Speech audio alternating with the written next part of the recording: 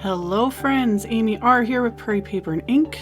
For those that follow me on my social media, my laptop crashed yet again. Seems to be the story of my life. However, this time got the battery replaced and other parts because it really crashed. So I have it back. Things are working. I can now edit video again and get right back into my workflow. So anywho, this is for last week's Color Throwdown Challenge. Wasn't able to post this because of everything. But I say this every week. I love the color challenge every week. It makes me think outside the box. But I particularly loved these colors. And I had this whole idea for this card. And just, yeah. Using my literal favorite stamp set, yet again. Simon Says Stamps. Beautiful Flowers stamp set. I have an entire playlist. I'll link to it at the end of the video if you've somehow missed it. Yeah, this is like the 15th time I think that I've done a video on this stamp set because I love it. So this time I stamped the individual flowers from the set onto Neenah Classic Crest Solar White 80-pound cardstock with Simon's Intense Black ink. And then I am coloring in these flowers with Copic markers. I listed them on the screen. I tried to do that as often as possible. You know, I usually have the lids, you know, on the screen, but I know sometimes they're hard to see. I'm trying. So this time I had the markers like sitting here too, so I was able to quickly listen. Plus I didn't use very many. It's when I use a ton that it gets difficult. But as I normally do, I go darkest to lightest. With images like this that I particularly love, I just kind of follow the image itself. Like these florals have all those lines on them, which just denote shading.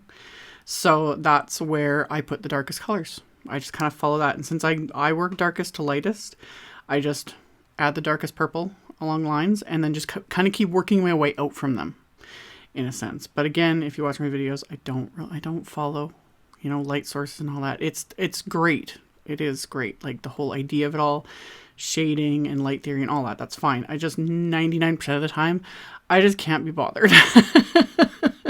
So anywho, I colored these in, and again, because it was for the Color Throwdown Challenge, it was this very, like on my computer screen. It's another reason why I love the challenge, because it's just kind of how you interpret it and how your screen interprets the images.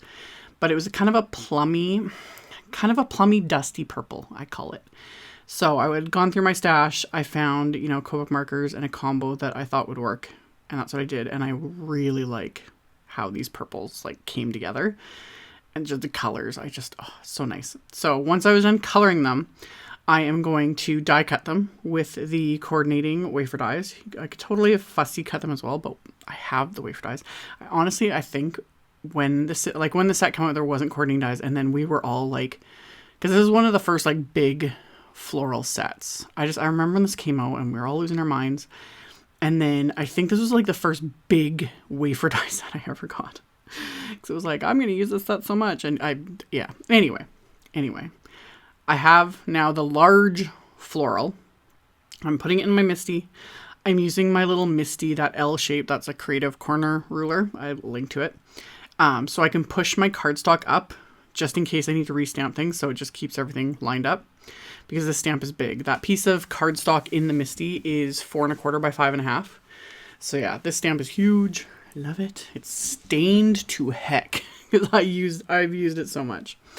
But I've got my cardstock here. This is more Neenah cardstock. This time it's 110 pound. At this point, that it doesn't really matter what cardstock. Like I just wasn't sure because I was contemplating coloring in the leaves, like stamping it like this, and then coloring in the leaves with more Copics. So I stamped on Neenah, but in the end, I actually decided I'm not going to do that. So I have a mask for this stamp. I showed this in one of my previous videos with this stamp set, doing this mask because I stamped it onto, I think it was like Simon's masking paper, and did some serious fussy cutting with this. But yeah, I've shown that in a previous video, but I kept the mask because if there's nothing wrong with the mask, I keep it. I stick it right on the backing sheet that the image is printed on with the stamp set, and especially masks like this that like took time and effort to create. So I'm really glad I did, because this way I could pull out this mask. I stuck it on top of this image. And then once I've got the mask in place, and like I've torn it in a couple spots because there's some really finicky little parts, but didn't matter. Stuck the mask in place. And then I pulled out, this is the Leaves stencil set. It's like a set of 4 mini stencils. And I'm just using a couple of the stencils and that same intense black ink and just a little sponge dauber. I don't know. There was just something in the back of my mind. I was like, I wanted more like solid black. And that's what I was thinking. Because I was originally just going to color the leaves of the stamped image with just black Copic, like, you know, dark grays and possibly like a black Copic marker. But I decided I wanted the detail of the stamp, but then I wanted some solid black leaves. So that's where this little stencil set came in super handy. So I just kept moving it around and using like a couple different ones. And then just kept sponging that intense black ink until I had like a solid, you know, solid little black leaves. And just kind of moving it around here and there until I was happy with how many times I had done this. And yeah, it looks like a hot mess at the moment over the mask, you know, and the mask is dirty, all that, but it all comes together in a minute. So once I get the last little bit, and I'm just, as you'll always, I'm just using little bits of washi tape just to hold things kind of in place. And then once I've got that last little leaf there, leaf cluster sponged onto this background, I can remove the mask. I'm going to keep this mask because after I removed it, I took a good look because mask, once the ink really starts to seep through and it's saturated, it doesn't work anymore. Like if you overuse a mask, you'll start noticing like it's not actually masking anymore. But even with all that sponging of black ink, it still hadn't fully saturated. So it's like, oh, I'm just going to pop all those little pieces back there because I can use it on a future project. Because you know I'm going to pull out the set again down the road. So pulled off the mask, put it away. And then I'm going to add some splatter, of course. I have some black soot distress paint. People ask me what is my favorite product for black splatter. Black soot distress paint. I have yet to find anything else that I like. Maybe if you find a really, really pigmented, like black watercolor. Other black paints I'm not a fan of because usually they're not pigmented enough or they're too thick. And then when you start watering them down to thin them out to splatter, they just don't work. So again, black soot distress paint. That's what I go with. So that's what I used. I don't water it down because it is a very liquidy consistency. As with all distress paints, but especially black soot because it's just black. It is permanent when dry, so always make sure you like wash out your brush, wash off whatever you're using, etc. because it's permanent. So I splattered the black, and then I cleaned my brush really well, and then I actually splattered, I have some antique linen distress paint. This doesn't really show up on camera. It's very subtle, but in real life, you can see it on the card. It's just that nice cream color, which is part of the color challenge. It was this plummy color, black and cream. So I was, trying to bring in the cream colors, and that's what I'm going to do here as well. I have my card base, which I just made from more Neenah 110 pound cardstock, and it's a top folding A2 card. And then I have my diagonal stripe stencil, which this I've used a ton of times over the years too. This is just one of those basics, because you can add a diagonal stripe to anything. You guys know I like my black and white stripe pattern paper, that sort of stuff. This stencil is like just a staple, really. So I just taped it into place over top of my card base. And then I'm just lightly blending on some antique linen Distress Oxide ink just around the perimeter. The center doesn't matter because no one's going to see it. So I'm just picking up the Oxide ink with my mini ink blending tool. And then just sponging it. And because this stencil is in the stripes like that, I just kind of go in the direction of the stripes so that they're not moving sideways and I get more of the crisp lines.